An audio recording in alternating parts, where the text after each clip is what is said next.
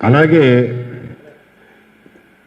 ఇదే స్పేస్లో, ఇదే సోషల్ మీడియా స్పేస్లో పెట్టుబడి పెట్టి చొప్పించిన ఛానళ్ళు కూడా చాలా ఉన్నాయి. వాటిని పోషిస్తూ, వాటిని ఎస్టాబ్లిష్ చేసి వాళ్ళకి నెల నెల జీతాలు ఇస్తూ, వాళ్ళు ఏ విషయాల మీద మాట్లాడాలి, ఏ రకమైనటువంటి స్లాంట్ తీసుకోవాలి అనేది పైనుంచి ఆదేశాలు ఇస్తూ నడిపేటటువంటి ఛానళ్ళు కూడా చాలా ఉన్నాయి. వాళ్ళు వాళ్ళ భావజాలాలను బట్టి, వాళ్ళ పొలిటికల్ ఎజెండాని బట్టి కొన్ని నిజాలు, చాలా వరకు అబద్ధాలు ప్రసారం చేసేటటువంటి యూట్యూబ్ ఛానళ్ళు కూడా ఉన్నాయి. నేను అనేది ఏంటంటే, ఇంటర్నెట్లో, వెబ్లో, ఈ సోషల్ మీడియా స్పేస్లో రకరకాల ఛానళ్ళు, రకరకాల మనుషులు ఉన్నారు. నేను వ్యక్తిగతంగాను మా సంస్థ తరఫున ప్రతి ఒక్కరికి భావ స్వేచ్ఛ, freedom of expression, freedom of speech ఉండాలని కోరుకునేవాళ్ళం. ఇందులో ఎవరిని ప్రభుత్వం తరఫున కానీ, వాళ్ళ మీద భౌతిక దాడుల ద్వారా కానీ, వారి మీద నియంత్రణ కానీ, బలవంతంగానే ఉండకూడదు అనేది మా యొక్క ఉద్దేశం. దాంతో కొంతమంది అంగీకరించవచ్చు, కొంతమంది విభేదించవచ్చు. మరి వీళ్ళు చేసే ఆగడాలు, వీళ్ళు చిమ్ముతున్న విషయాలు సమాజం మీద ప్రభావం చూపిస్తాయి కదా, దాన్ని ఎలా కట్టడి చేయాలి అనే ప్రశ్న కూడా ఉదయిస్తుంది. దానికి మా దగ్గర ఉన్నటువంటి సమాధానం ఏమిటంటే, ఎవరైనా వ్యక్తులు దానివల్ల, వాళ్ళు చేసినటువంటి పనుల వల్ల ఇబ్బంది పడితే, ఆ వ్యక్తులకి వారి మీద చట్టపరంగా తీసుకునేటటువంటి చర్యలు తీసుకునే అవకాశం ఉంది, వాళ్ళకి ఆ హక్కు ఉంది. అలా చర్యలు తీసుకోవడానికి సరిపడా చట్టాలు కూడా మన దగ్గర ఉన్నాయి. అంతకుముందు ఐపీసీ, ఇప్పుడు ఉన్నటువంటి బిఎన్ఎస్ కింద స్పెసిఫిక్గా చట్టాలు ఉన్నాయి. నన్ను బూతులు తిడితే ఏం చేయాలి, ఒక చట్టం ఉంది.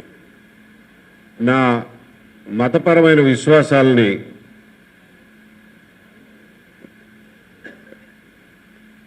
ఇబ్బంది కలిగేలాగా, అవమానపరిచేలాగా మాట్లాడితే ఏం చేయాలి, దానికి ఒక చట్టం ఉంది. ఆ చట్టాల ప్రకారం పోండి, కొంచెం టైం పట్టినా ఓపికగా న్యాయం ప్రకారం, చట్టం ప్రకారం, కోర్టుల ద్వారా అటువంటి విషయాల మీద పోరాటం చేయాలి. అది మా యొక్క ఉద్దేశం. ఇకపోతే రావణ్ మీద పెట్టినటువంటి కేసు విషయానికి వస్తే, ఈ వందలాది మంది యూట్యూబ్ ఛానళ్ళు, యూట్యూబర్లలో రావణ్ ఒకడు. తనకంటూ కొన్ని అభిప్రాయాలు ఉన్నాయి, తనకంటూ ఒక స్టైల్ ఉంది, తనకంటూ ఒక సబ్స్క్రైబర్ బేస్ ఉంది. అతన్ని మెచ్చుకునే వాళ్ళు ఉంటారు, తిట్టేవాళ్ళు ఉంటారు, విమర్శించే వాళ్ళు ఉంటారు. దానికి అతనే సమాధానం చెప్పుకుంటాడు. అది మనకు సంబంధించిన విషయం కాదు, ప్రభుత్వానికి సంబంధించిన విషయం అంతకంటే కాదు. రావణ్ మాట్లాడిన ఏ మాటలకైనా ఎవరైనా నొచ్చుకుంటే, వ్యక్తులు కానీ సంస్థలు కానీ నొచ్చుకుంటే, ఆ వ్యక్తులు సంస్థలు రావణ్ మీద స్పెసిఫిక్ సెక్షన్స్ కింద కేసులు పెట్టే హక్కు వారికి ఉంది. అది చేయకుండా ఈ రోజున రావణ్ మీద ఒకేసారి యూఏపీఏ చట్టాన్ని అమలు చేశారు. నేను ఒక వ్యక్తిగా, చదువుకున్నవాడిగా నేను చూసేది ఏమిటంటే, రావణ్ ఇప్పటివరకు చేసినటువంటి వందలాది గంటల వీడియోలు చూసి రావణ్ మంచి చెడులను బేరీజు వేసే బాధ్యత నాది కాదు. రావణ్ వల్ల నాకెప్పుడైనా నష్టం జరిగితే నేను రావణ్ మీద కేసేసేవాడిని. నాకెప్పుడు అలా జరగలేదు. ఒకవేళ రావణ్ నన్ను ఎప్పుడైనా తిట్టినా కానీ, నా దృష్టికి రాకపోయినా కానీ, నేనైతే జనరల్గా పట్టించుకోను. ఓకే, వాళ్ళ ఇష్టం, వాళ్ళు ఏదో మాట్లాడుకుంటారులే.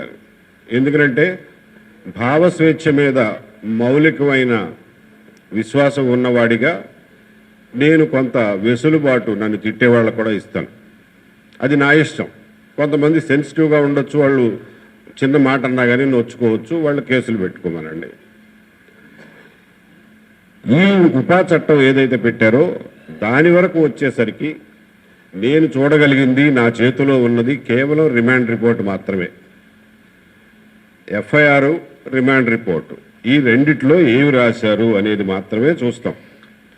అంతే తప్ప రావణ్ మంచివాడా చెడ్డవాడా, రావణ్ కులమేంటి, మతం ఏంటి, పేరేంటి, అసలు పేరేంటి, కొసరు పేరేంటి, ఇవన్నీ నాకు అనవసరం.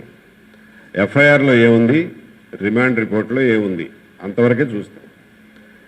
రిమాండ్ రిపోర్ట్ చదివినప్పుడు నాకు కనిపించింది ఇది యూఏపీఏ చట్టం పెట్టడానికి ఏమాత్రం అర్హత లేనటువంటి కేసు.